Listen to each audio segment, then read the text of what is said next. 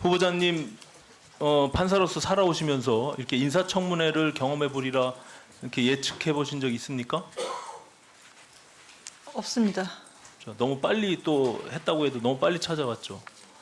제가 보니까 이런 고위 공직자로서의 주변 관리 또 가족에 대한 그런 준비를 해갖고 살아오신 분은 아닌 것 같아요. 내가 헌법재판관이 될 것이다, 대법관이 될 수도 있다 이런 생각을 하신 것 같지는 않습니다. 특히 그런 의미에서 보면 저는 이 청와대가 기본적으로 부부 재산 42억 중에 35억 원의 주식 거래의 재산을 형성하고 있는, 그리고 그것이 어떻게 형성됐는지조차도 제대로 검증하지 않고 후보자를 지명한 것은 굉장히 큰 오만과 독선이다 이렇게 생각을 합니다. 지금 그 여러 가지 문제점들을 계속적으로 이야기를 하고 있는데, 우리가 인사청문회를 이렇게 주식 거래에 대한 도덕성 검증만으로 가는 것은 좀 옳지 않다고 생각합니다. 어제 문영배 후보자와 청문회의 내용이 너무나 다릅니다. 우리가 헌법재판관으로서의 자질 역량, 본인이 또 어떤 역할을 할지를 검증하는 청문회가 되어야지, 남편이 주식 거래를 어떻게 했는지, 예? 그것이 이미선 후보자의 재판과 어떻게 연관이 되어 있는지 이런 논쟁을 해야 되는 것입니까? 저는 그 논쟁을 분명히 피할 수 없다는 것을 알면서도 청와대가 아무런 준비 없이 그냥 후보자를 지명한 것은 앞서 김도우 의원님께서 지적하신 대로 그냥 내 사람이기 때문이다 라고 뿐이 볼 수가 없어요. 예? 주변 인물들이 다 나랑 가깝기 때문에, 그리고 그냥 지방대의 40대 여성이기 때문에 그 이상의 헌법재판관으로서 돼야 되는 다른 여러 가지 이유들을 뭘 댈 수 있습니까, 우리가? 예? 자, 지금 일관되게 주식 거래는 남편이 했기 때문에 난 모른다,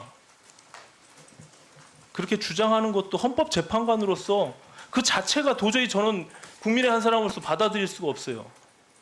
예? 우리나라 대한민국 헌법에 최종 심판을 하는 헌법재판관 몇 명 되지도 않는 그분들이 주식 거래를 전부 35억이나 되는 거래를 남편이 했기 때문에 나는 아무것도 관계할 수 없다, 모른다라고 하는 것을 그냥 이해하고 받아들여 주라는 것은 도무지 이해할 수가 없습니다. 금융실명거래법에 그 차명 거래에 대한 부분들이 지금 현재 후보자의 경우 합법적이라고 볼 수도 있을 겁니다.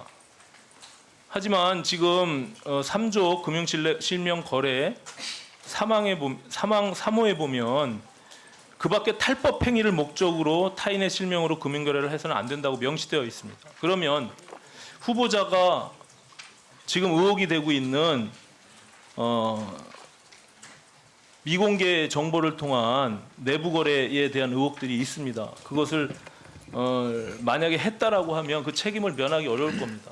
이유정 후보자 아까 말씀 있으셨는데, 이유정 후보자가 헌재 재판관 후보자로서 여기서 청문회 받다가 고발 조치돼서 결국에는 같은 법무법인 동료들 3명이 지금 기소됐습니다.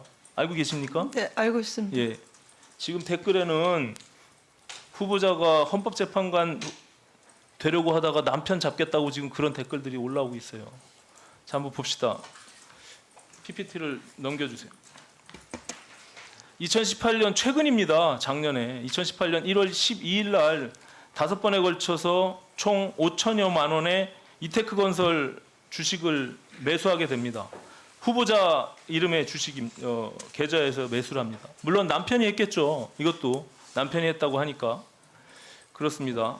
그리고 그 다음에 그럼 후보자 남편은 같은 기간에 1월 2일부터 17일까지 그 뒤에 이어보세요. 1월 2일, 1월 5일, 1월 10일, 1월 11일, 1월 16일, 1월 17일에 걸쳐서 2주간 토탈 6억 4,900만 원 정도의 이테크 건설을 매수합니다. 이거 요번에 알았습니까? 네, 이번에 알았습니다. 전혀 주식과는 뭐 모른다고 말씀을 하시니까. 자, 그 다음에 2018년 2월 1일 날 이테크 건설은 2,700억 상당의 발전사업 프로젝트 공시를 하게 됩니다. 2,700억은 이 이테크건설 규모의 굉장히 큰 그 총사업비에 해당되는 그런 굉장히 큰 규모의 내용입니다. 앞서 말씀드린 대로 후보자 남편은 34회에 걸쳐서 2주 동안 6억 5천만 원 상당의 주식을 매입하게 되는 겁니다. 그리고 2월 1일 날 공시가 돼요.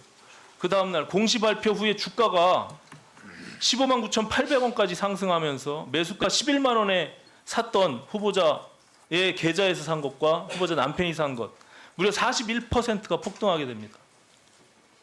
지금 이테크건설 주식 비중이 부부 주식이 35억 중에 17.5억 정도 되는 50%를 차지하고 있습니다.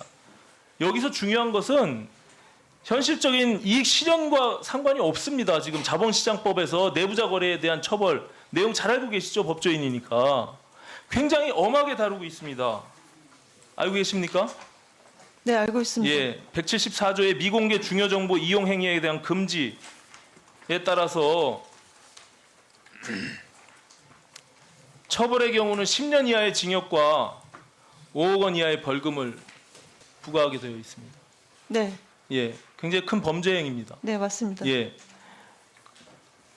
이테크건설은 코스닥 상장돼 있는 잘 알려져 있지 않은 그리고 개인 투자자가 6억 5천만 원 정도에 대한 것을 2주간에 집중 매입한 다음에 2월 1일 날 바로 이런 큰 규모의 건설 수주 공시를 하는 것은 누가 봐도 의심이 갈 수밖에 없지 않습니까? 네, 네, 조사해봐야 될 사항이죠. 네, 그 지적에 그 공감을 합니다. 지금 그 예. 위원님께서 오해하실 만한 그런 상황이 있다는 건 저도 그 이해를 합니다. 이거는 고발 들어가서 조사를 해야 될 사항이라고 생각하는 거예요. 그 예? 그럼 남편은 조사를 받아야 된다는 제가 얘기입니다. 그 한 말씀 드려도 되겠습니까? 예.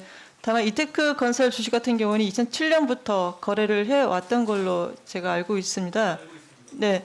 그 8대 예? OCI랑 거래가 시작되면서 거기에 대한 연루된 것도 지금 언론에 많이 나왔잖아요. 이미 남편 또한 예? 특허법원 본인이 행한 판결과 연관되어 있는 아모레퍼시픽과 11건의 사건을 그 부분도 나중에 말씀을 드리도록 하겠습니다.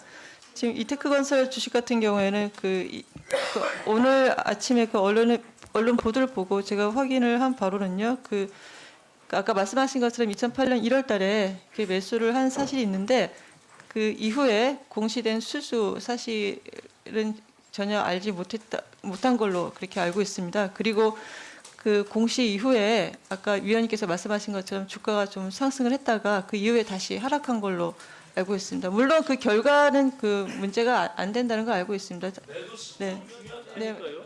예? 그건 누가 할 수 있습니까? 본인이 더 올라갈 줄 알고 기다리다가 떨어져서 매도를 못한 시점을 정하지 못했을 수도 있죠. 다만 그 다음 날 공시 이후에 아까 말한 41%가 폭등했단 말이에요. 예? 그 이전에 6억 5천만 원을 매입했고 그걸 어떻게 증명할 겁니까? 제가 말씀을 드리겠습니다. 네. 받아봐야 될 사항이에요. 네네, 그건 제가 말씀을 드리겠습니다. 일단 그 남편이 어떤 경위로 이제 그렇게 매매를 했는지는 좀 더 확인을 좀 해봐야 되겠지만 일단은 그런 공시, 그 수주 공시와는 전혀 관계없이 거래한 걸로 제가 알고 있습니다. 아, 본인은 주식을 아무것도 모른다면서 어떻게 알고 있어요? 남편이 다 했는데. 남편이 그렇게 말을 전달한 거죠. 예? 여지껏 하루 종일 물어봐도 아무것도 모른다고 하면서 그걸 어떻게 당당하게 이렇게 얘기합니까? 남편이 했는데. 남편이 그렇게 말을 전했다라고 얘기를 하셔야죠, 그럼.